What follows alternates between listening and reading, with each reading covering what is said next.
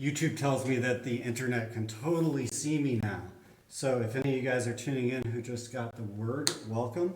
I thought I'd do a little practice, and last night I did a practice session figuring out how to live stream. And I thought it would be kind of cool to get on here and actually talk through my process of practicing a piece. So I've got this little piece called Etude in E minor. I composed this for a student who was practicing arpeggios, and we're doing one octave arpeggios for a while that look like this.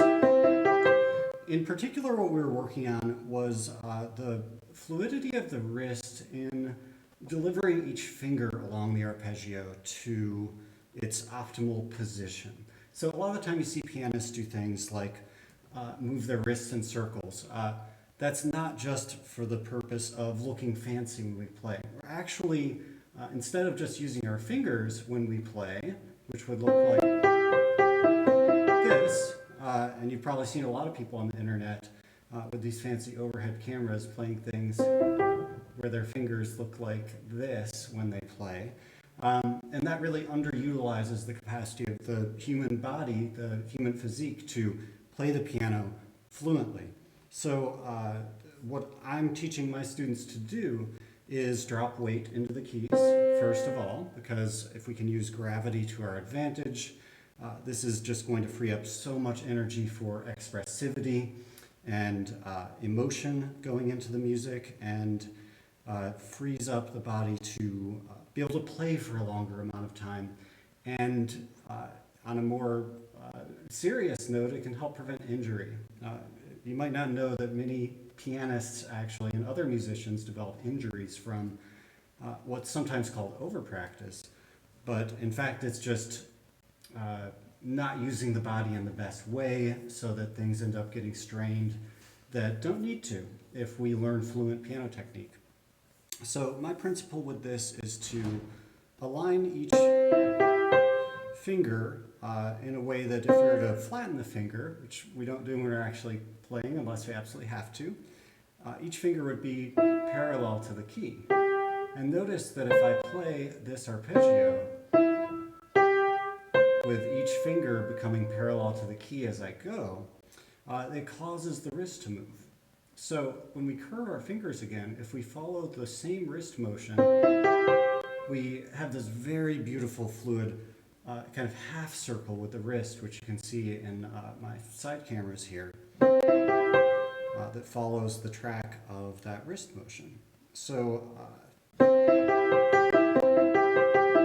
when learning this, just practicing one octave arpeggios can get kind of boring, and it doesn't always apply that way in repertoire. So I did a little searching and didn't immediately find anything that I wanted to give this student in particular that really just focused on this. And so I decided to write my own small piece. I call this Etude in E minor. I like it so much. It's a simple piece. It's rather kind of cinematic sounding. It sounds like something maybe from a contemporary movie score. Maybe from a corporate soundtrack, shamelessly, harmonically simple and kind of inspirational sounding.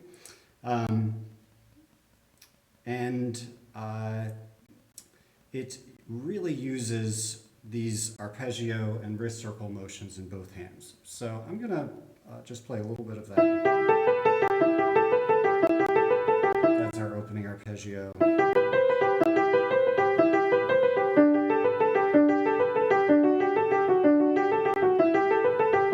So we're using that same wrist motion for something that has a little more musical variety.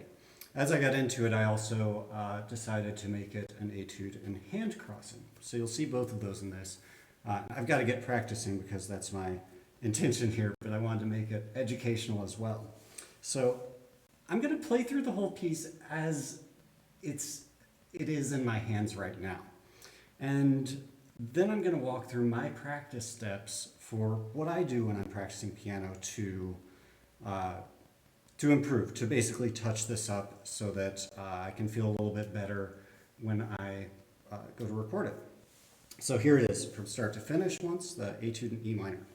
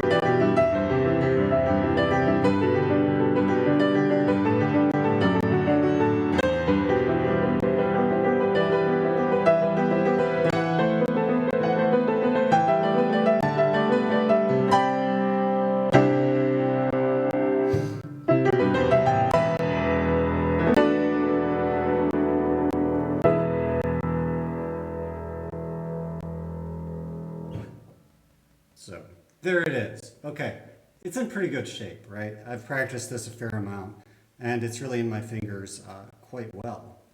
Whew, I'm actually feeling a little bit nervous right now. I got the shakes a tiny bit, and I'm feeling the adrenaline. I like this. It's really good to feel this when in quarantine, because I've been so isolated and then in lessons, so I haven't felt this the performance shakes in a little while.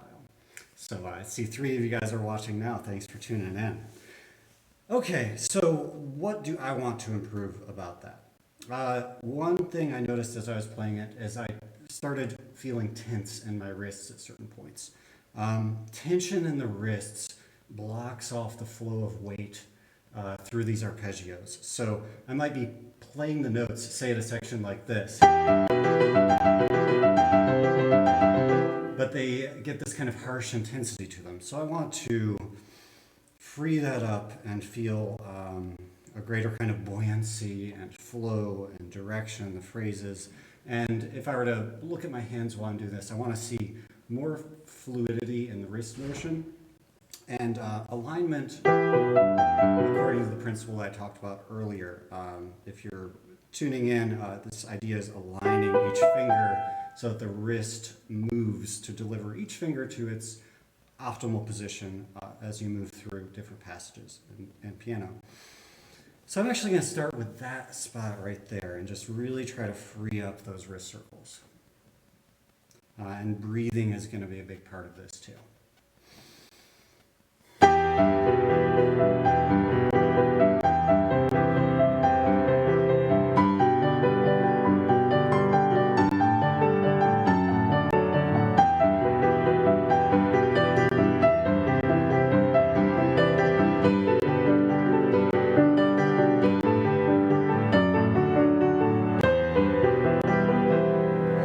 One thing I notice is that when moving from, say, a position like this, what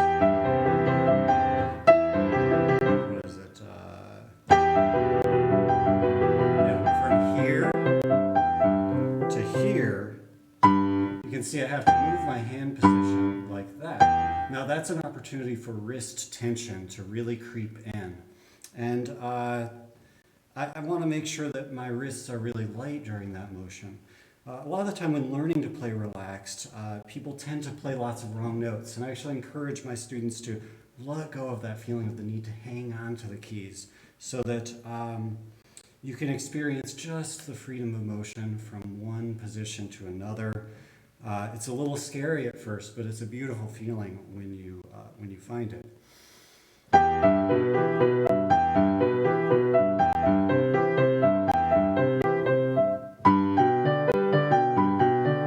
Yeah, that's it almost feels like I might play the wrong note.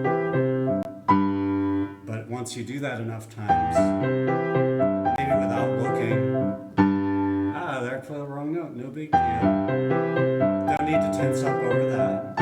I did the same wrong note. So I'm going to listen to my body at what the right distance is going to be for that jump without needing to add on hanging on or looking down at the keys. There it is. Yeah, so now if I do that a few times,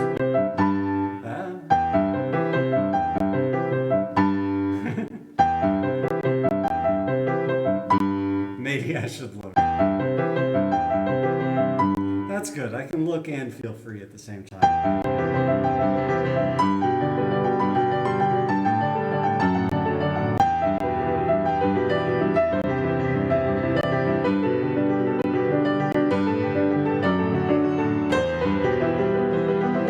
And this is something that I've always struggled to find the balance of. When do you move on after you get a section that you're focusing on?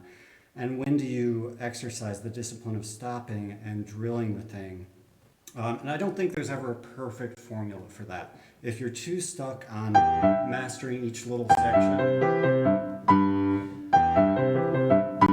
then that doesn't end up getting integrated into the whole of the performance. But if you always move on, then you don't end up with the kind of focus you need to master each section.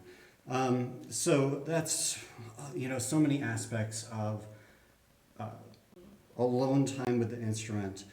It's not a straightforward path. It's a winding road of knowing your own tendencies, knowing your strong points, knowing your joys, and making sure you're embracing those and allowing those to come into the practice. A lot of people fight against that because they feel like, oh, this is my tendency, and that leads to this other weakness.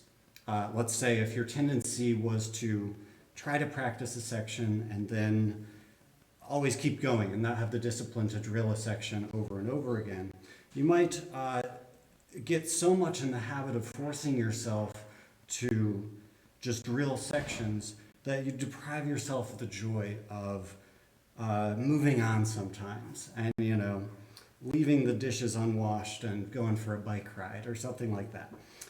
So you want to make sure that you're bringing your joy, your innate initial joy at the instrument into the time you spend with it.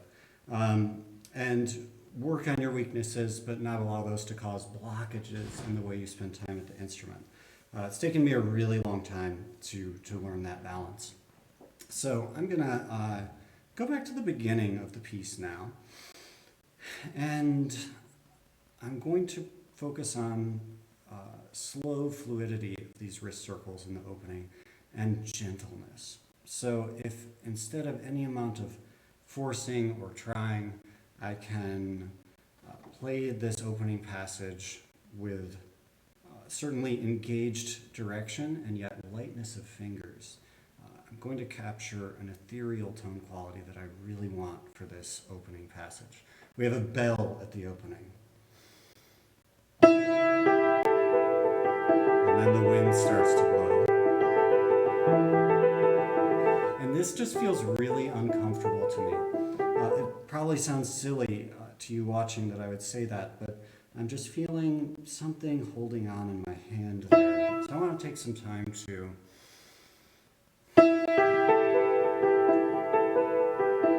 I'm actually going to take the pedal off and focus on my fingers.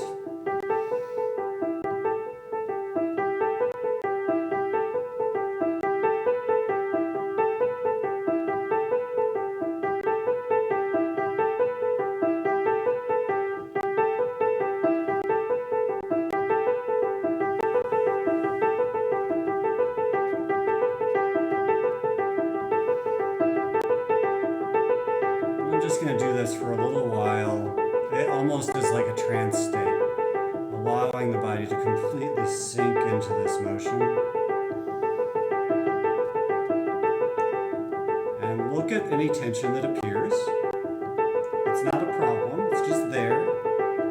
So I'm going to look at that tension and make sure I'm breathing. And I'm going to keep doing what I need to do to keep playing. And and yet bring space around anything in my hand that's holding on. I'm going to move on to the next arpeggio. I'm drawing circles in my left hand because although the most relaxed position supposedly is stillness, I feel something begin to hang on in my left hand there in a way that's stagnant and not the kind of flow I want to be feeling here.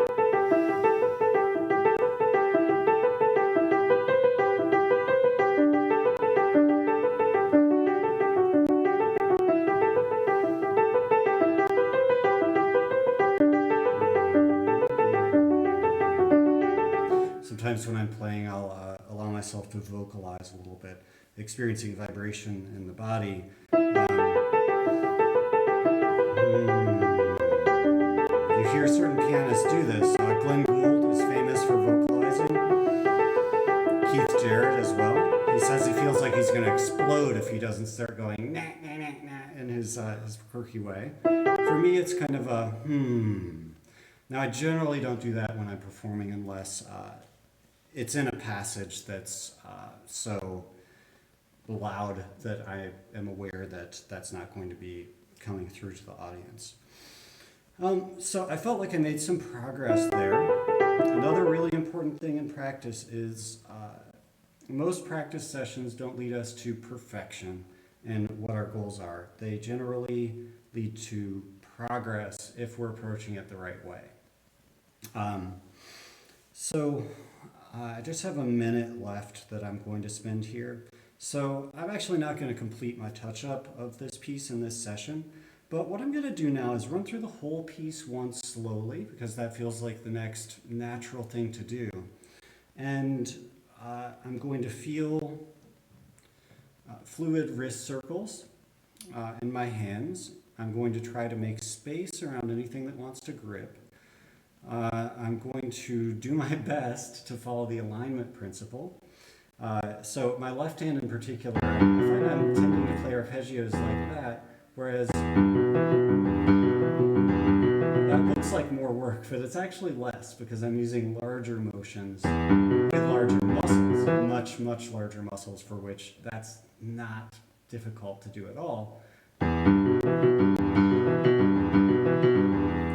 Whereas this, I'm using smaller muscles in the hand and in the wrist, and those tendons are just working really hard, and that gets exhausting. And also, it has a musical detriment too.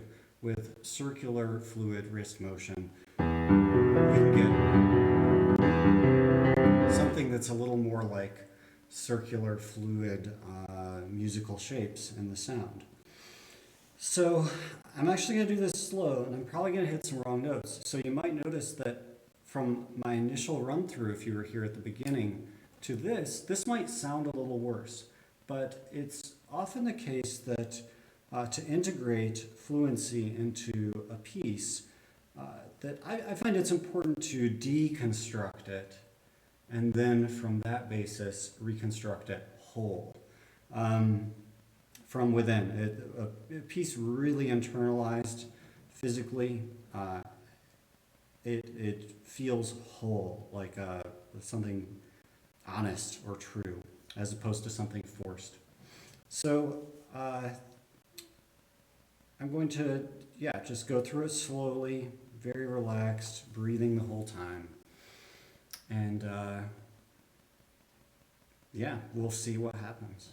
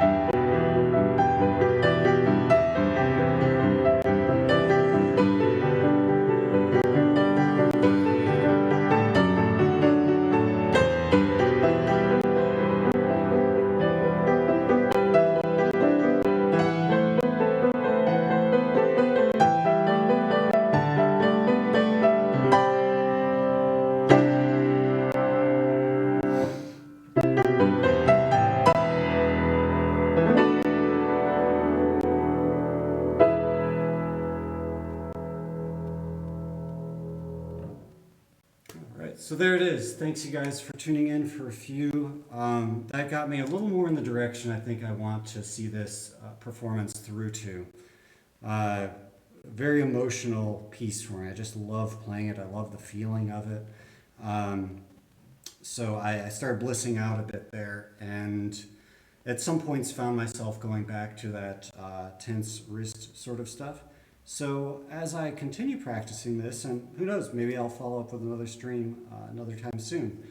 I will be going through each passage and programming it in a way so that regardless of what I'm feeling, I can just really honestly and expressively play this piece exactly how I want to.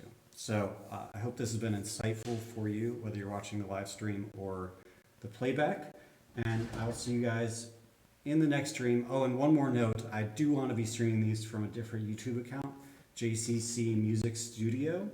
So please go subscribe and hit the bell for notifications on that YouTube channel. It has my logo on it.